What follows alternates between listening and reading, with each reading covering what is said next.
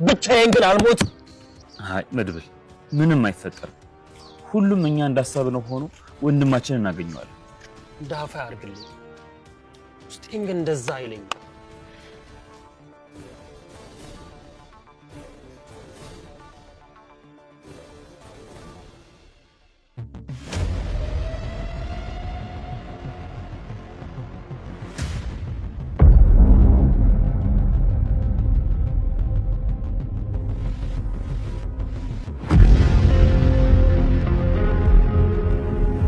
ሞገስ እንግዲህ ምንም ነገር ሊፈጠር ስለሚችል ራስን አዘጋጅ።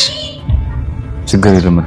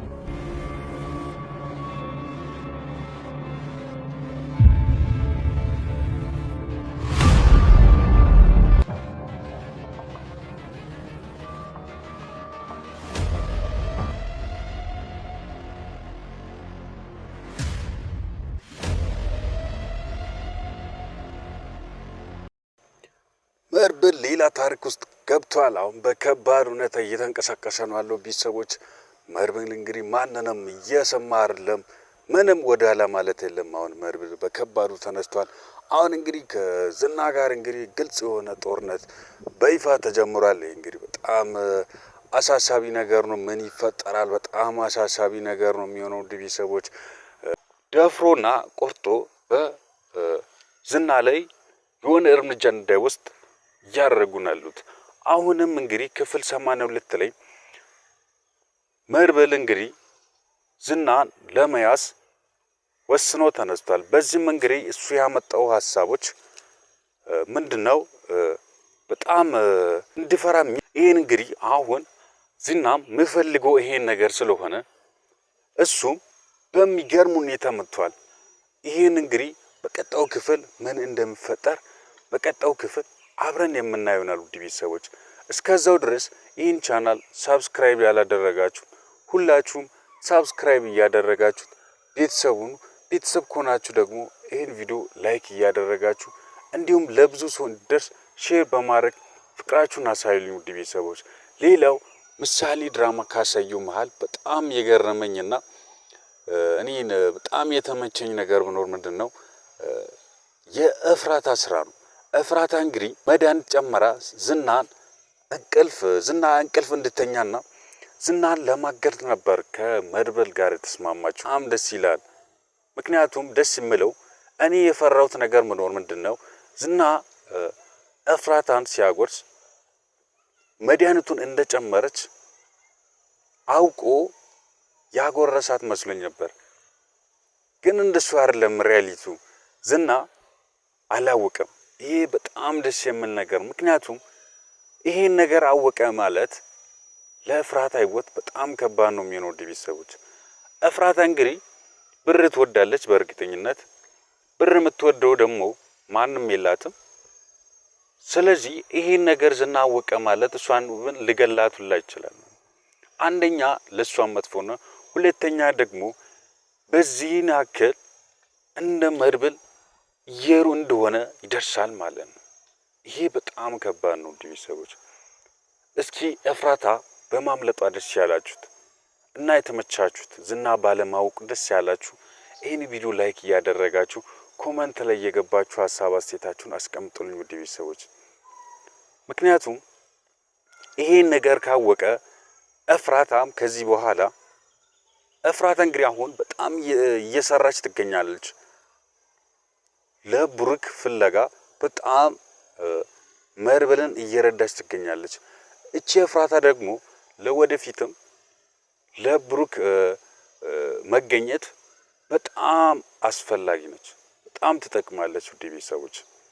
ምክንያቱም ከሁለቱም ጋር ስለምትገናኝ ከዝናም ከማሌትም ጋር ስለምትገናኝ ያለውን ነገር እያመጣች ለመድብል ተናግሯለች ማለት ነው።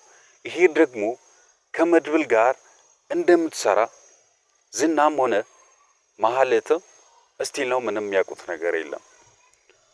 አሁን ግን ማህሌት እዛ ቤት ኤፍራታ በመምጣቷ ትንሽ ጠርጥራለች። ብትጠረጥርም ግን እሷም አሁን ወጥመድ ውስጥ ስለገባች የእሷ ጥርጣሬ ያን ያክል ችግር አይፈጥርም።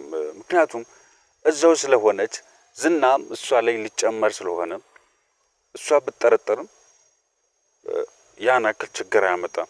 ሌላው ደግሞ በጣም እኔን የገረመኝ የእሷ ዛቻ ነው። የማህሌት ዛቻ እንግዲህ ስቲል ነው እንደቀጠለች ነው። እስካሁን ድረስ ምንም አይነት ስኬት አይታ ማታቅ ማለት አሁንም ዛቻዋን እንደቀጠለች ትገኛለች። አሁንም ቢሆን እንደምትዝት ወጥመድ ውስጥ ገብታ ምን እውነታውን መቀበል ያልቻለችው ማህሌት በጣም እየዛተችና ቅድስትን ለማስፈራራት እየሞከረች ትገኛለች።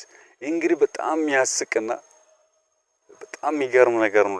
ሰዎች ሰው በዚህ ልክ እንዴት ክፉ ሊሆን ይችላል?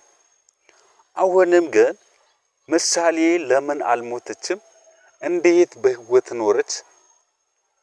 ያሳስባታል ይሄ ነገር። ውድ ቤተሰቦች እስኪ በዚህ ዙሪያ ላይ የተሰማችሁ ነገር ሀሳብ አስተያየታችሁን ኮሜንት ሴክሽን ላይ አስቀምጡልኝ። ውድ ቤተሰቦች ቀጣዩ ክፍል እንግዲህ ምን ሊያሳየን ይችላል? በጣም አሳሳቢ ነው። እኔ ግን ሞገስ እየሰራ ያለው ነገር ሞገስ እየሄደ ያለው አካሄድ ብዙም አልተመቸኝም። እስኪ በእኔ ሀሳብ የምትስማሙት ሁላችሁም ይህን ቪዲዮ ላይክ እያደረጋችሁት ለድራማው ያላችሁን ፍቅር አሳዩልኝ ውድ ቤተሰቦች። ሌላው ምንድነው የሉላና የዳጣ ጉዳይ። ሉላ እንግዲህ አሁንም እንደታሰረች ትገኛለች። ማለት ከዝና ቁጥጥር ውጪ ብትሆንም ዝና ግን አሁንም እየፈለጋት ይገኛል። ሞገስ ለዝና በጣም እየፈራ ስለሆነ አሁንም ቢሆን ነፃነቷን ያገኘች አይመስለኝም። ውድ ቤተሰቦች እንደተጠበቀች ትገኛለች። ይሄ እንግዲህ ሞገስ ምን ማድረግ አለበት? አሁን ለዝና መፍራቱን ትቶ ከዚህ በኋላ ከመድብል ጋር እንደው ከመድብል በላይ ዝናን መጋፈጥ ያለበት ይመስለኛል። ውድ ቤተሰቦች አሁን ግን ሞገስም ደፋር እየሆነ ነው ያለው።